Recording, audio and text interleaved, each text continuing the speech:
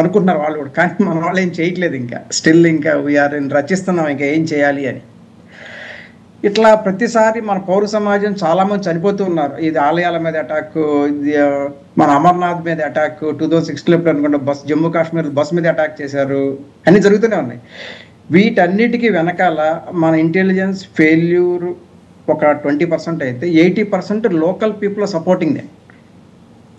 వాళ్ళు భారతీయులు, ఇండియన్స్, కాకపోతే వాళ్ళు ముస్లిమ్స్, వాళ్ళు సపోర్ట్ చేస్తున్నారు. ఎన్నో బంకర్లో నుంచి వస్తున్నారు, ఎప్పటి నుంచో చూస్తున్నారు. బంకర్లు పట్టుకుంటారు, క్లోజ్ చేస్తూ ఉంటారు, మళ్ళీ వాళ్ళు ఇంకో వేరే బంకర్లోంచి వస్తున్నారు. అంటే మన యొక్క వైఫల్యం ఏంటి అసలు? ఎక్కడ మన డ్రోన్ అంటారు, ఇంటర్నేషనల్ అంటారు, ఏ అంటారు, అన్ని చెప్తున్నారు కానీ but we are not able to control them from our Indian side. అదొక మేజర్ ఫెయిల్యూర్ మన దగ్గర నుంచి. ఒక్కసారి బంకర్లో పట్టుకున్నారు అంటే వాళ్ళు మళ్ళీ వేరే బంకర్ రావాలి, భయపడాలి. అలాంటిది మల్టిపుల్ బంకర్స్ ఉన్నాయి, ఒకదాని తర్వాత ఒకటి. మొన్న ఈ మధ్య నేను ఒక అనాలిసిస్ చేసినప్పుడు కొన్ని బంకర్స్ వాళ్ళ ఆర్మీ క్యాంప్లోకి వెళ్ళినాయి అంట. ఇంక అంతకంటే మనకి ఏం కావాలి? వాళ్ళ మీద అటాక్ చేయడానికి ఇంకెందుకు మనం వెయిట్ చేస్తున్నాము?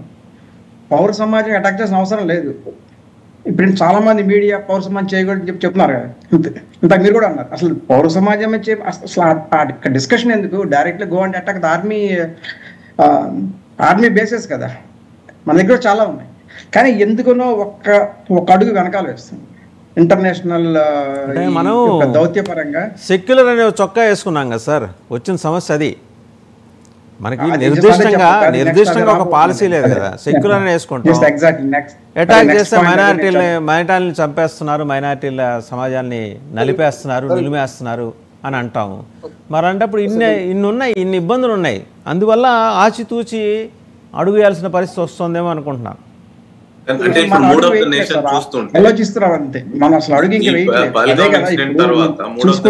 వస్తున్నాను సార్, శరత్ గారు మీ దగ్గరకు వస్తాం, వారిని కంప్లీట్ చేయాలి.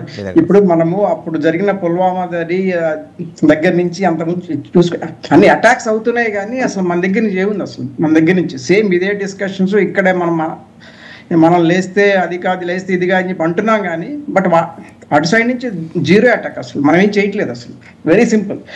ఇప్పుడు వాళ్ళ దగ్గర ఫుడ్ లేదు, అవన్నీ లేవు అంటే అది వాళ్ళ స్వయంకృపాదాలు అవన్నీ కూడా. మనం ఏం చేసింది ఏం లేదు అక్కడ, కొంచెం కూడా లేదు అసలు. కానీ మనం ఒక స్టెప్ గ్యారంటీగా ఇప్పుడు దీన్నన్నా ఒక అవకాశంగా తీసుకొని మోడీ గారు అసలు ఆలోచించాలా, చర్చించాలా. అసలు భారతదేశం రెండు ఎందుకు విడిపోయినాయి? Based on Hindu Muslim. At least ఇప్పుడన్నా దీన్ని ఒక హిందూ స్టేట్గా డిక్లేర్ చేయాలి. దాన్ని డిక్లేర్ చేసి కొన్ని విధానాలు అప్పుడు మనం మాట్లాడుతూ అంబేద్కర్ అని చెప్పి అంటూ ఉంటాం కదా, అట్లాగే ఇంకో వేరే అంబేద్కర్ గారి లాగా జస్ట్ ఏదో ఒకటి తీసుకురావాలి, ఒక సమూలమైన మార్పు తీసుకురావాలి. అంతేగాని ఒక ఓట్ బ్యాంక్ కోసము వాళ్ళకి హజ్ యాత్రలకు అవి ఇచ్చి వాడిని తాయిలాలు పంచిపెడితే ఇంకా వాళ్ళు వచ్చి మళ్ళీ వీళ్ళకే సపోర్ట్ చేస్తున్నారు మళ్ళీ ఇండైరెక్ట్గా. అది చాలా దాన్ని ఎక్కడొకటి ఆపాలి. మనం ఆ డబ్బులు తీసుకొని వచ్చి అట్లీస్ట్ వాళ్ళ పిల్లలు ఎల్కేజీ యూకేజీ నుంచి మన భారతీయత, మన హిందుత్వం, మన హిందూ దేశం, హిందుత్వం మతం నుంచి కాదు, మన హిందూ దేశము, దేశభక్తి అనేది నేర్పించాలి. ఇది వాళ్ళ ఎల్కేజీ నుంచి. ఆ డబ్బులు దాని మీద ఖర్చు పెడితే అట్లీస్ట్ నెక్స్ట్ 1 డికేడ్ కన్నా ఒక మంచి సమాజం ఏర్పడటానికి అనుకూలంగా ఉంటుంది మనకి.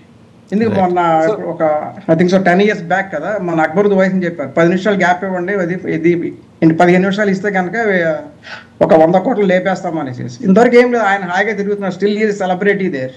వాట్ కంట్రీ ఈజ్ డూయింగ్ లేదు కదా, కొంచెం కూడా ఆయనకి ఏం లేదు. ఇప్పుడు ఆయన కూడా ప్రస్తుతం ఎమ్మెల్యేగా ఉన్నారు, ఒక శాసనసభలో మంచి మంచి స్పీచ్లు ఇస్తున్నారు. ఆయన ఇప్పుడు అక్కడ ముస్లిం సమాజానికి ఆయన ఒక రోల్ మోడల్ అయిపోయాడు అక్కడ, ఏది అగెన్స్ట్ హిందూస్.